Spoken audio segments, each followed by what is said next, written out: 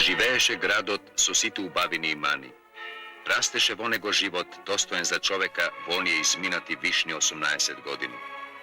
Живееше градот со името Скопје, со сите бои, линии и звуци, со сето различие на старото и новото, со она што одумираше и она што се раѓаше. Ние неговите граѓани го сакавме и понекогаш му се лутевме. Бевме негов дел на плоштадите и по улиците, бевме негов крвоскок и оние што му внесуваа живот.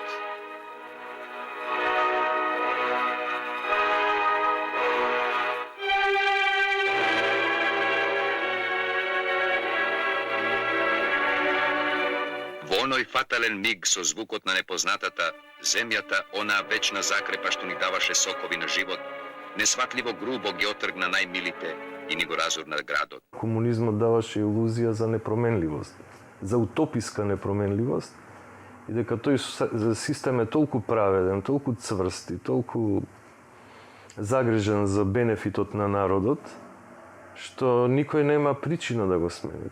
За во еден момент да се случи земјотресот, како еден брейк, онака и како шок. И тоа баш би рекол културолошки шок, зашто после земјотресот многу работи се сменија. Значи, од еден убав провинциски, пробарокен или неокласицистички град, одеднаш дојде до една голема руина, мислам. До еден кубизам, би рекол, онака, и воспоставен тука, во живо, на најтрагичен можен начин. Едноставно таа трагедија што го погоди народот, нели, што живее во Скопје, граѓаните на Скопје, беше толку голема што едноставно после тоа мислам дека со години скопјаните беа зомбифицирани од таа траума. Едноставно беа како опфатени од сентиментот на овчедушието, значи беа тотално индиспонирани и спремни, нели, да бидат водени. Нели, тоа се случува со човека кој ќе доживеа голема трагедија или траума, тој после тоа е пасивен и индолентен. Тоа се случи и со скопјаните, можеби и со целата држава, зашто Скопје е символ на некој начин, нели, Македонија во мало.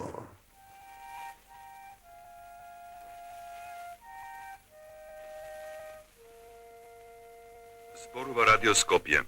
Ви се јавуваме од импровизираното студио со својата прва емисија по катастрофалниот земјотрес, што утринава на 26 јули во 5 часот и 17 минути го снајде нашиот град. Список на идентификовани пострадани граѓани од земјотресот во Скопје. Ковач Бранко Повлака Бане. Ковач Таница, стара 14 години, од улица 8 ударна бригада, број 16. Велков инженер Светислав, стар 27 години, Југобанка. Ѓурковиќ Бранко Гордана, стара на 3 години, улица Ѓуро Ѓаковиќ, број 27. Киро студент, од улица Народен фронт, број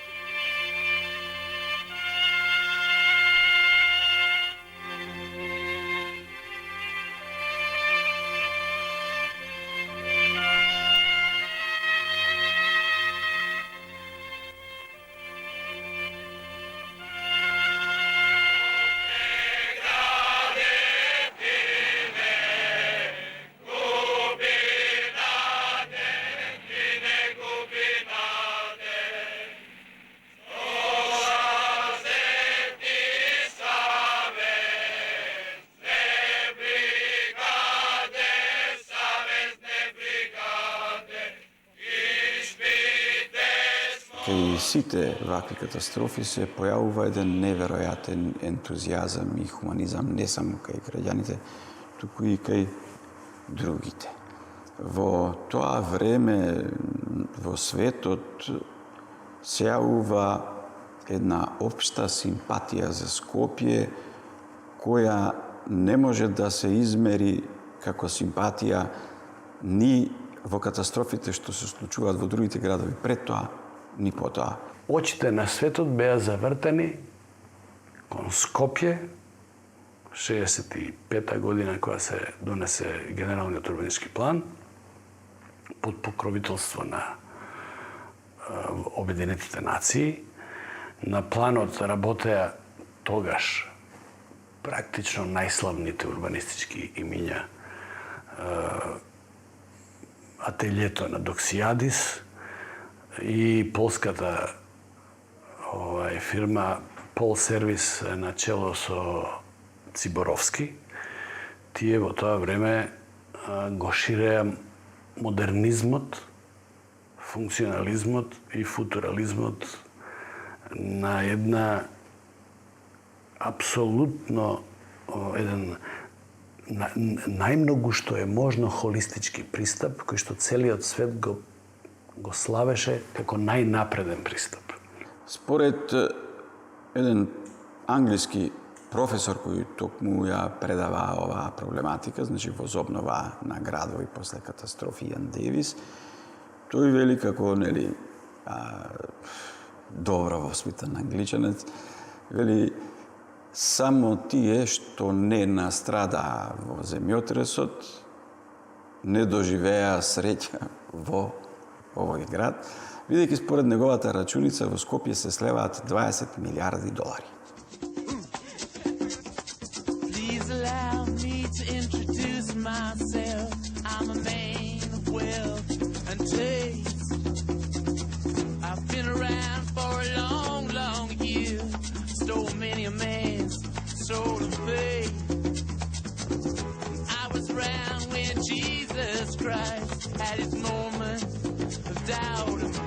На отвореното небо над Скопје од вчера се свеќаваат авиони од сите нации на светот што идат во помош на тешко настраданиот град.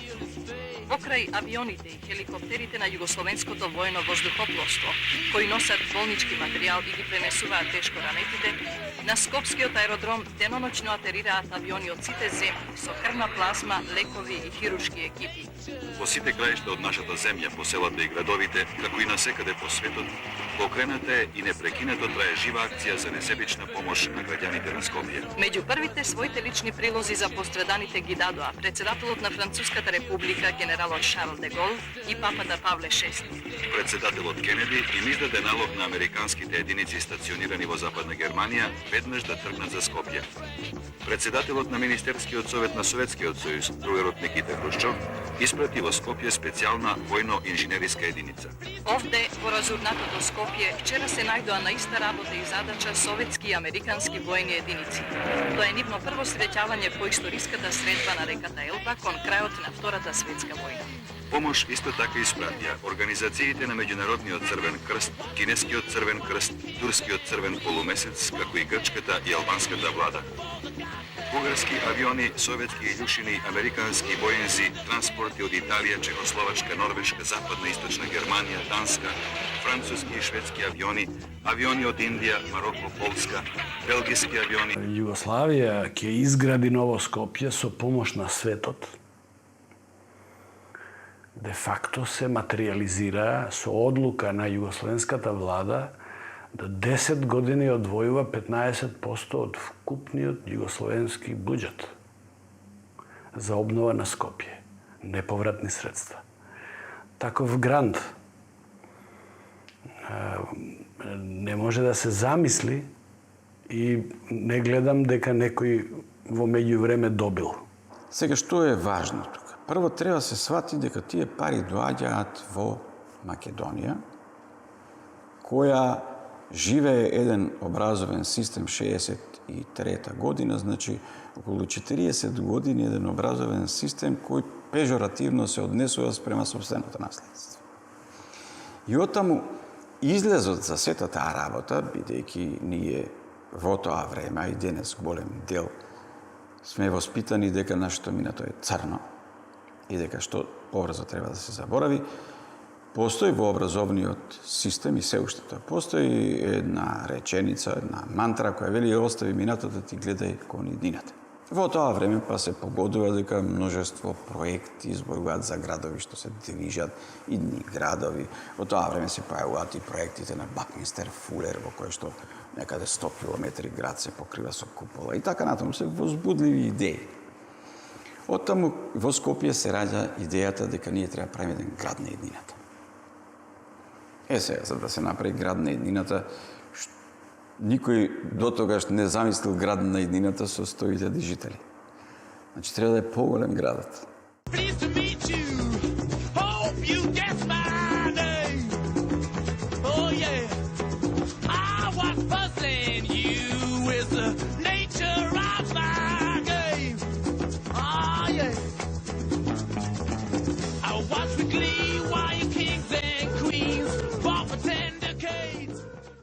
Значи, според тогашното решение, се донесе една одредена концепција да се гради нов град, нов социјалистички град, кој поентата беше да се направат во околината на постојниот град монтажни приградски населби, познати бараки, и со обезбедување на стабилност на објектите да се обезбеди место за живење на големиот број на луѓе во градот Скопје. Бројот на жители постојано се зголемува, меѓутоа градот како се зголемуваат тие населби, тој добиваше енормна должина во едниот правец дури до 25 километри, во другиот правец нешто помалку. Меѓутоа со таквата концепција на развој на градот, толку се зголеми таа должина што веќе почна да се јавува проблем. Градот се отвара. Кој што сака може да биде граѓанин на Скопје. Значи, тоа е еден од тие, да речеме, хумани, позитивни потези, како сакате да ги кажете, но во принцип тие донесоа многу сиромашен народ во градот. Што значи не донесоа граѓани кои би биле способни да се самоодржуваат, туку мораат да се наслонуваат на градската каса. И сега, тие граѓани што ги изгубија домовите, добија населби, Скопје се прошири до невидени должина од 24 километри, после порасна и повеќе, но во секој случај се рачунаше дека кога сето тоа ќе се направи, тогаш тие населби ќе исчезнат, луѓето ќе се вратат назад и така натаму, и врз основа на тие идеи Кензо Танге, кој беше добитник на конкурсот, всушност мислам дека делеше наградата, но се определи за него да биде работата. Тој од распишаниот конкурс потоа уште 4 години работеше на конечното решение.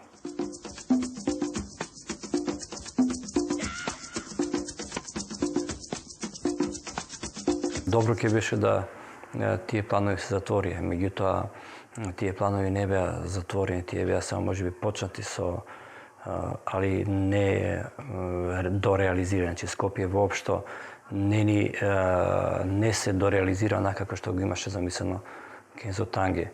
Тој фактички се прекина и со 90-та година, не само со 90-та година, него тој буквално почна да се разнебидува и со пред распраѓањето на бивша Југославија.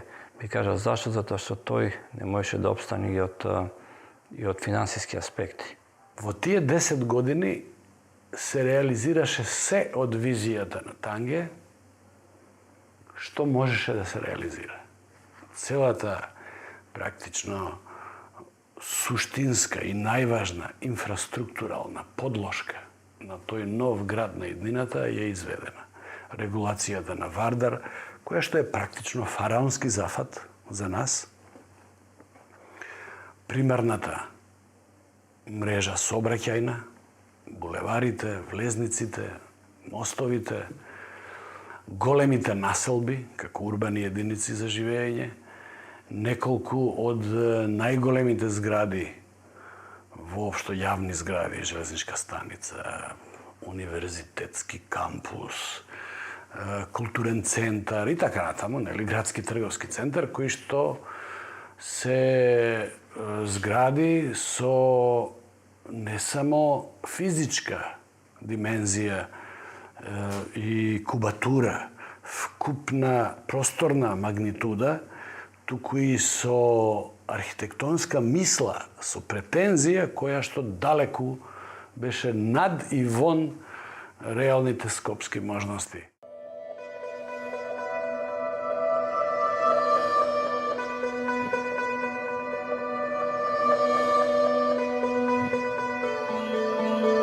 и тој почна буквално да попушта во одредени сегменти, особено Кензо Танги ги имаше замислено Скопје како сателитски градови, сите населби да беа сателитски поврзани со центарот, значи центарот да биде чисто административен, а во сателитските населби да живеат, да бидат живеалишата. Значи стамбените згради, индивидуалното становање, меѓутоа што покажа таа динамика на брзиот развој на Скопје после земјотресот и тој неконтролиран пристап, каде што е основната можеби грешка, значи да се направи еден град од планиран за 360.000 да биде сега 650.000 па да иде према 800.000. Тоа е град кој што не може да издржи буквално да издржи таква една експанзија на луѓе. Во тој огромен нескротен дух на обнова ќе влетаат програмски идеи кои што можеби не биле доволно политички зрело проценети дека можат да му се случуваат на градот. Затоа планот на Кензо Танге, кој што представува исклучителен приод, прекрасна методологија на разрешување на една таква сложена состојба на градското ткиво после расчистувањето на урнатините од Скопскиот земјотрес, на ниво на политика кон градот и кон неговата територија, мислам дека направил мала грешка. Затоа што не се справил со инерцијата на менталитетот и со инерцијата на традиционализмите во третирањето на градскиот простор. Во тој случај, значи, полетно се прифатија сите идеи, многу амбициозно, нели, се впрегнавме во тоа да ги реализираме сите тие планови, но многу брзо свативме дека целото тоа не може до крај да биде изреализирано.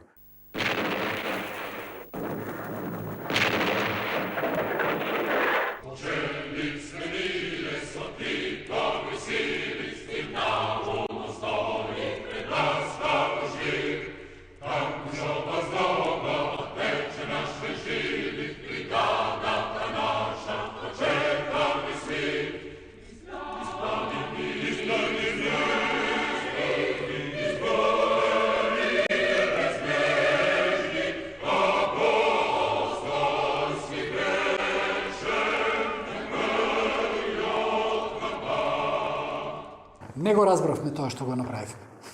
И не се однесовме со внимание.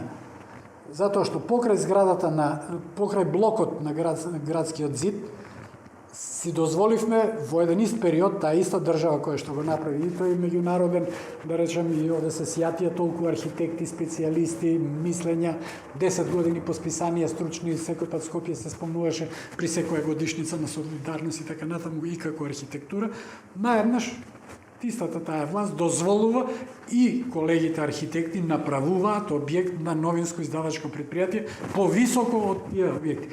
Околу градскиот зид мораше да се води сметка, тој не рушеше ни една кула, да речем, од тоа што постои.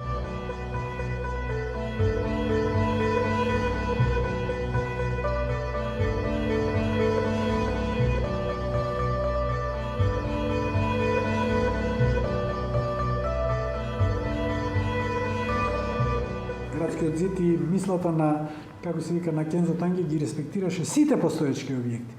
Само тој ги заздравуваше, како се викаше, деловите од она што се некаква стара матрица. И старата матрица требаше да се оформи во рамките на тој градски зид. И да се направи една средина која што ќе препознатлива и ќе замрзне едно време со таков простор и архитектура. Нема нови содржини освен тие значајните. Универзитетот е на плоштад, градскиот зид се обиколувано и се големо е или на плоштадов Македонија, која што е нова територија, да речем, останатото само се зацврсно, како што впрочем и Осман на крајот на 18-19 век ги пробива улиците во Париз и се што е исечено од постоечките куќи треба да се докрпи и да се заврши.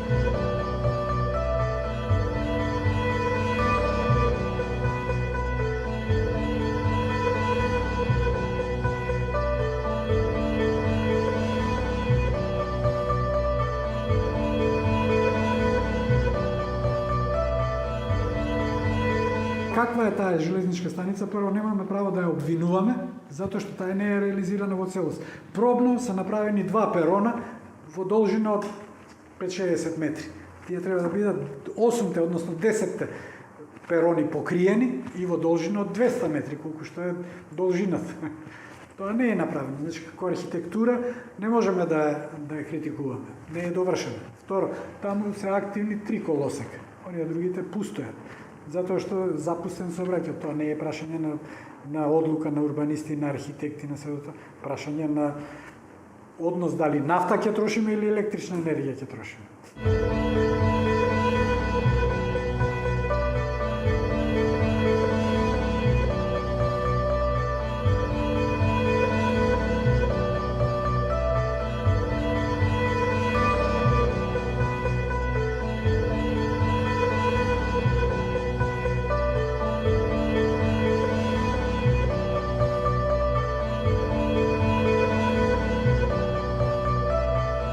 Цели мала, за кои што во тој амбициозен план се предвидуваат да бидат потполно исчистени и на нивно место да дојдат сообраќајници со попречен профил од по 200 метра. Крушевска република, трансверзалата која што ги спомнува, ги спаја двете најголеми експресни магистрали, практично градски автопати, булеварот северен и јужен, нели? Таа поминува преку целото Маџермало со своите две сервисни улици, булеварот Крушевска република и уште приклучоците кон раскрсници, на едно место таа има профил од 220 метра. Во сред град кој што е густо населен со куќи и урбана матрица од 19. век. Значи, планирано е практично да тоа се очисти, се доведе во некоја состојба на ледина или на исушена степа. Значи, да нема ни тревнат слој и да може да почне да се гради. Бидејќи тоа се покажа дека македонското општество и особено Скопје воопшто нема сила да го изгради, сите тие потези остана нереализирани до ден денес. Градот убав, пак ќе никне, среде песни дружен пат. Ако сонце цел ќе бликне, како топол нежен кат. Скопје младости ќе видеш, Скопје ти ќе видеш свет. И ќе видеш изрази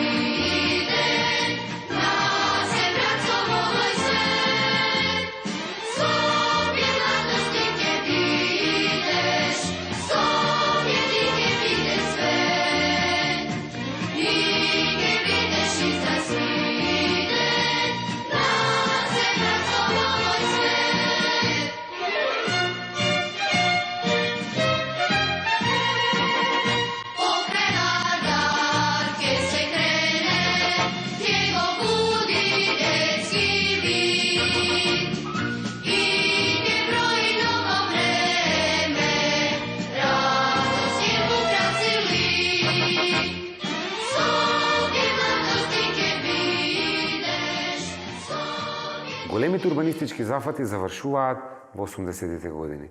Од таму наваму ние повеќе планираме отколку што градиме. Големите пунктови, како што е културниот центар, од кој се изгради само објектот на Македонскиот народен театар и балетското училиште, меѓутоа ја нема филхармонијата, го нема градското кино, значи го нема културниот комплекс кој беше проектиран во касните 60-ти на почетокот на 70-тите години, со интенција дека тоа некогаш некој ќе го заврши. Тоа остана со еден објект, остана дезинтегрирано и непрочитано како дел од една, нели, општа архитектонско-урбанистичка проектантска постапка која требаше да го уреди самиот простор. Просторот на плоштадот, просторите околу него, малите простори кои со дефинирањето на малиот ринг и парцијалната реализација на планот на Кензо Танге остануваа како не до крај доречени, одеднаш ја изгубија врската меѓу себе и наместо интегрирачко се претворија во дезинтегрирачко ткиво. Односно, ако за некого тие простори представуваа простори на поврзување, некој ги најде тие простори да ги прочита како отворени простори за делување.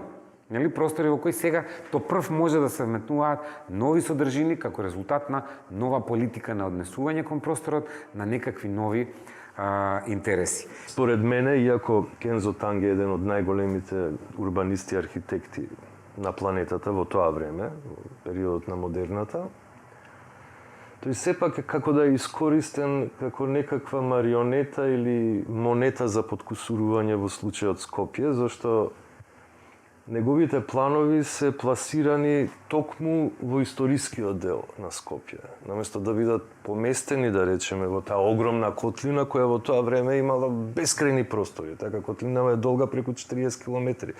Што значи дека он можел само километар и пол или два да ги помести своите планови, каде што е неизградено земјиште или некоја мртва индустријска, веќе руинирана зона, така да покрие. Како што е тоа направено, да речеме, со другите главни градови на бившите југословенски републики, нели, во Белград, нов Белград, во Загреб, нов Загреб, во Љубљана, нова Љубљана. Скопје е единствениот град каде што имаме ново Скопје имплементирано во историскиот стариот дел на градот. Тоа збори за една културна лоботомија. Кој ја режирал таа лоботомија, се уште не знаеме. Значи имаме еден стар историски дел, па потоа да речеме среден век, ренесанса, нов век што се вика, но се уште класично дова. И на крај ги имаме сите тие модернизми, па и постмодернизми, и така се развива градот. Но кај Скопје се случува, би рекол, онака едно силување. Така. Едноставно, без да се води сметка за историјата на тој град или историјата на тој народ, едноставно се удира тој нов нацрт, модернистички нацрт. Тој колку и да е добар, не може да кореспондира со илјадници години на пластена историја.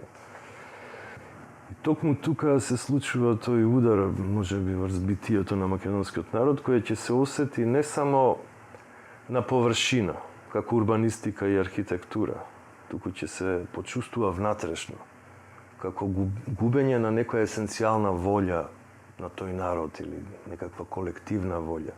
И воопшто не е чудно што скопјаните покажуваат некаков копнеж или условно речено некаква носталгија кон градот кој исчезна.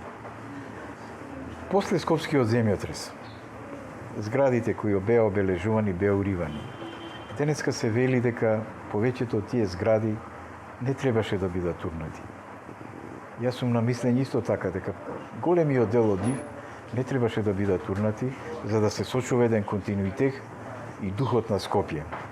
Едноставно, тој пресврт беше не само архитектонски, тој беше психолошки пресврт кој требаше да се издржи и тој психолошки пресврт во подоснежните години и навистина се случи.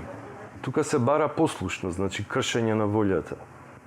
Не знам дали тоа било толку умно направено, дека треба да се крши волјата преку тие планови, не знам, волјата на македонскиот народ, преку тие планови за дисконтинуитет фактички, за тотално бришење на она што е некаква традиционалност, или се случило на еден комичен начин, из призма на една послушност и призма на еден наивен ентузијазам кој верувал толку многу во комунизмот и во новиот поредок, во власта на работниците и селаните, што рекол сите символи на робството што сме ги имале, ќе ги уништиме и ќе воспоставиме една нова, интернационална, безгранична култура која нема да асоцира на ниеден дел од нашето страдание, да речем.